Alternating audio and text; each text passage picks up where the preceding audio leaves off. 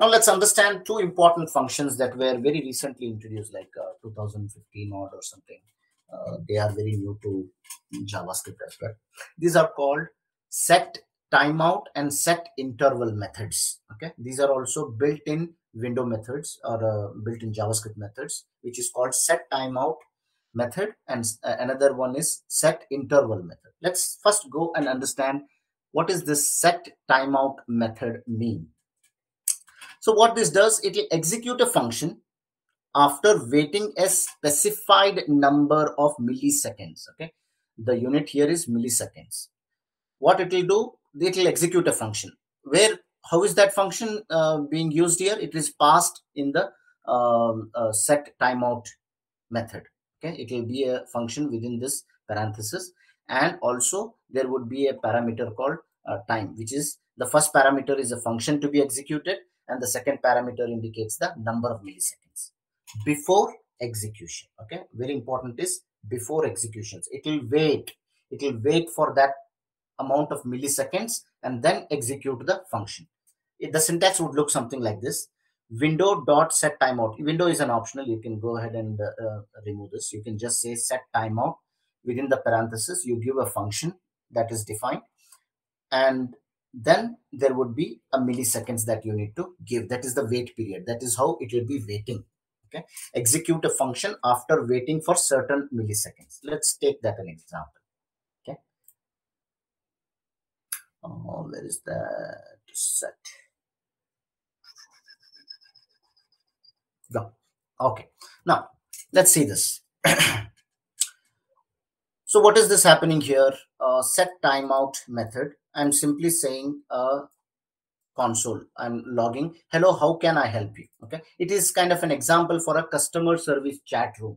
Okay, usually you have a chat room on every web page, right, where you can chat with the customer care.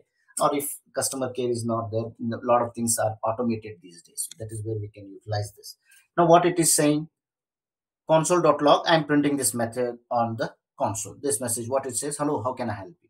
Then there is a setTimeout method, and it has got a parenthesis closed and opened and closed here. Inside that, I'm passing a function or whatever the value that is there. What is that I'm trying to do? Can you please enter your query? Okay, this is being passed. This is being passed where? To the function. This is the function, the arrow function.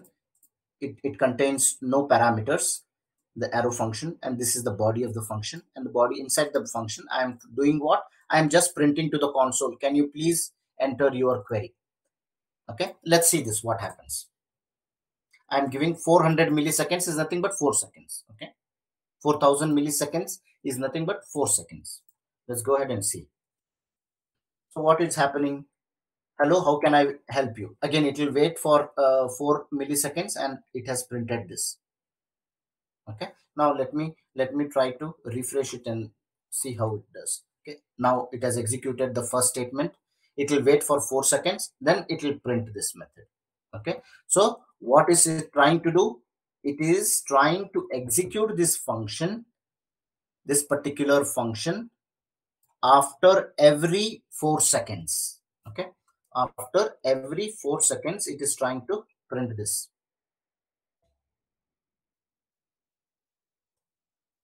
All right, this is called I mean, it'll wait for 4 seconds and then it will print. And suppose if I go ahead and say 5 seconds or 3 seconds or 1 second, you can define as much as seconds you want to give that time interval. All right, this is called setTimeout method. Now what will happen, like for example, in a program there are multiple lines of code, right? This is one statement of code. Again, this is the second statement of the code. Okay, and this is third. Now if I go ahead and execute this, what would be the output for first 3 seconds? Execution starts. The first executable statement which will come across is this one, and what it will see, console.log, it will go ahead and print that to the log. Then it will come and execute this, and for this execution the wait is there. Okay, for first 5 seconds this won't be shown to the console log. It will be running, and then it will go to this one and it will print this.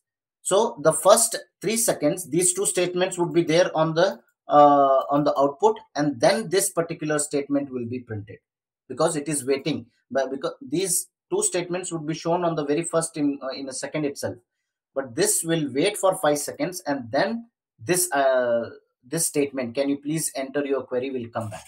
Okay, let's see that. See, yeah, you saw this. Let me refresh again.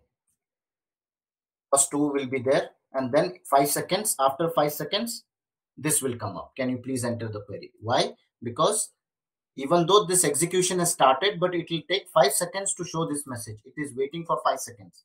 By the time this has already been printed. You're getting the point here?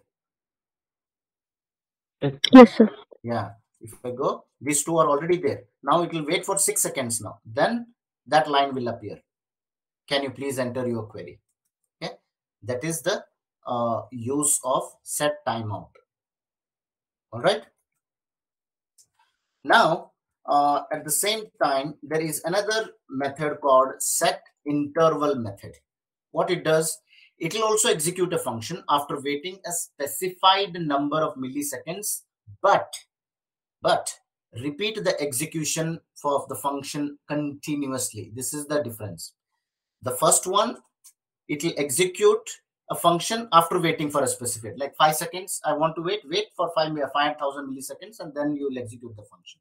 But whereas this, it will execute that function for that millisecond after waiting, but it will repeat, like 3 seconds, you want 3,000 milliseconds, you give, it will execute the function. Again, after 3 seconds, again it will execute, again it will execute. It will execute infinitesimally. Let's see that. The first parameter would be the function to be executed. The second parameter would be the length of the time between the intervals. Okay, that is the reason it is called interval, between the intervals. The syntax is same: set interval, function, and millisecond. Let's see that.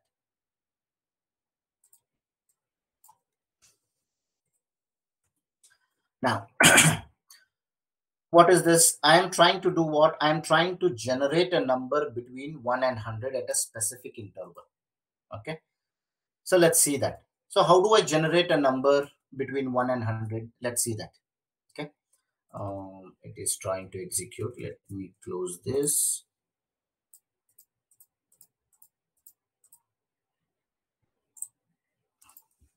Okay, now how am I going to generate a random number? Here is that what we have learned. There is a method called math.random is a math method, and then you just need to enter that. This would generate what? It will generate a random decimal number which would be between 0 and 1. Okay, now if I go ahead and multiply that with 10, what would happen? It would generate me a number between 0 and 10.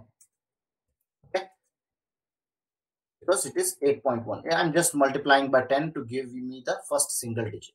Okay, now there is also a method in math which is called floor.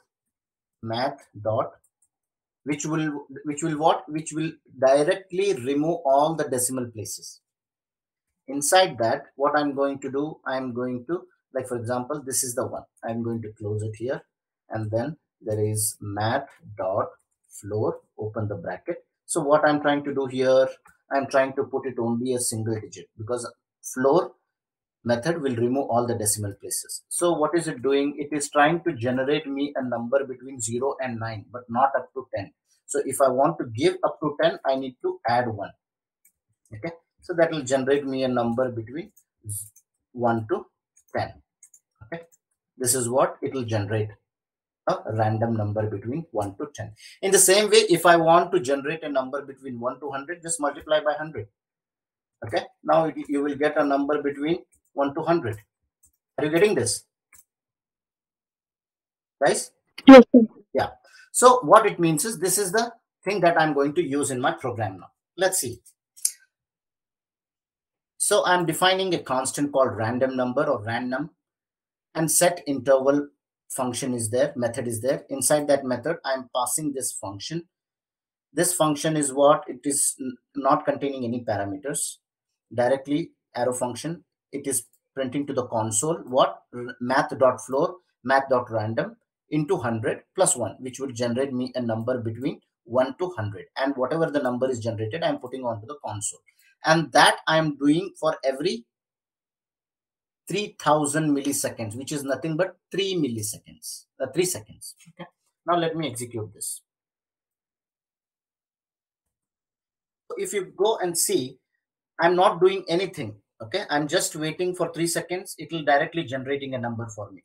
Okay, I'm not touching any keyboard. Nothing is happening. The program is in effect. As you see, it is directly generating for every 3 seconds. The wait period, it will printing the random number. Are you getting the point here, guys? How is this happening? Yes, sir. Yeah.